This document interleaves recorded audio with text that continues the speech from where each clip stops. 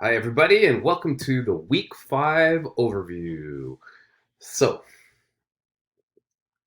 practically everybody's turned in their essays. I know there's still a few out. I've talked with most of you. Please, please, please get in touch with me if we haven't talked about a plan yet. Let's talk a little bit about what's going on in Week 5. As always, going to the week module is going to be where you should focus your attention on a daily basis. I know there's some other things that might be floating around, but a lot of that stuff's either going to be revised or removed or put into place later. All you need to worry about is this. If you're very interested in what's coming up in the following weeks and you want a general plan about due dates and where the course is going to be traveling, just jump here to the syllabus. Easy peasy. As always, go to the overview first. Let's take a look right in here. It's going to open. Boom. I made another meme. That's all I'm going to say about that. I'm giving you a little bit of an intro to this week. We're going to be talking about bias a little bit, that implied positive or negative treatment of a subject, or negative, portrayal or positive portrayal of the subject. It's often very subtle. Sometimes it's even unconscious to the speaker or the writer, but other times it's not. They're just trying to slide that in and like tilt your understanding or your regard of the issue one way or the other. Um, Also, we've got the reading portfolio coming up. We're starting on that. And that includes the video that we're watching for Saturday, the Instagram aesthetic that made QAnon mainstream. It's really important because, once again, when we spend time online, we may not realize where our content is coming from and how thoroughly it's been fact checked or vetted. And we often don't know who exactly or what exactly is sponsoring the content we're looking at. So this is a nice little video that shows how an organization called QAnon went under the radar even after they got banned from a lot of social media platforms. Good stuff, lots of fun. So, the reading portfolio is this kind of annotated bibliography.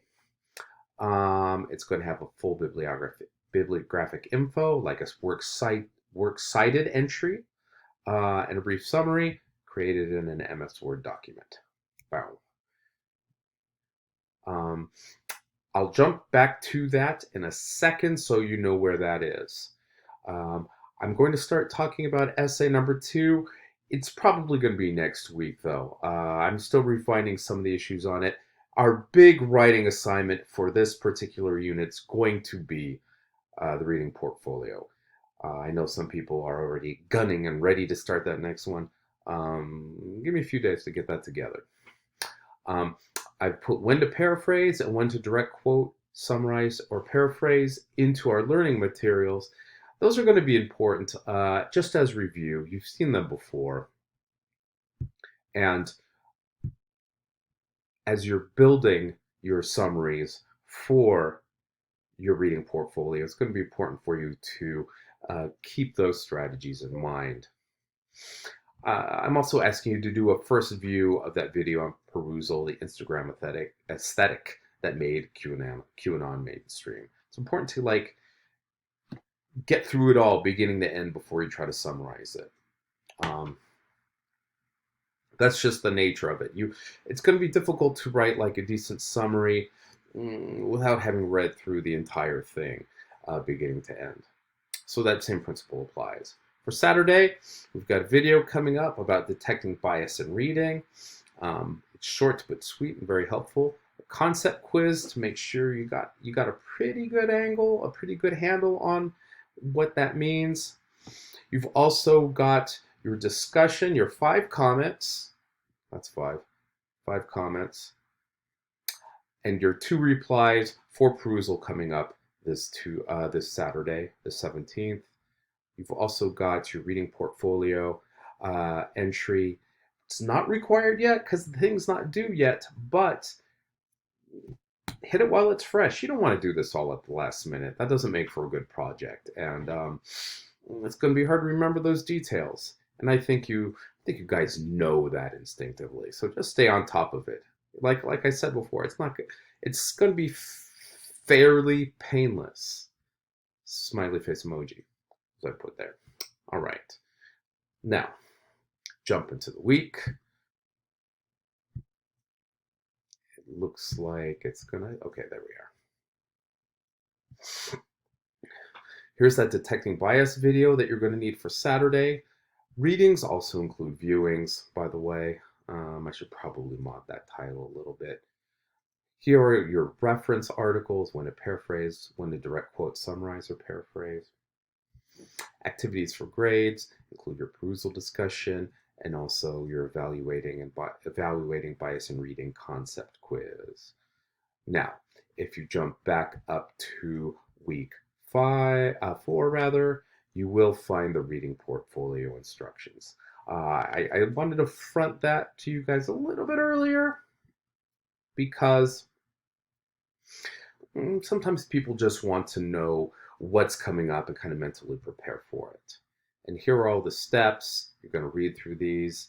You're going to make an MLA entry like in the Works Cited page. We can talk about that. Step 3, I'm going to change that to spelling out 3 just to be consistent. You're going to talk about which one is best.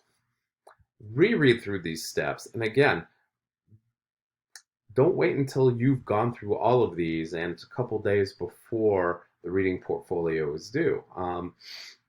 That's not a really great way to get this done. And like I said before, it's not going to help you. The farther you advance in school, especially when you get into upper division work, the more diverse sources are going to be assigned to you. And sometimes it's going to be hard to keep them straight. So being able to build an annotated bibliography is a good way of making sure that you're getting the biggest, most important ideas out of a certain piece of writing that you have to read and may have to refer to in the future.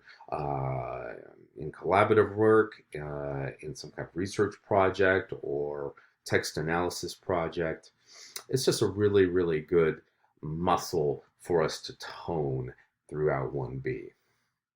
And that's pretty much it for this week. I will jump back here.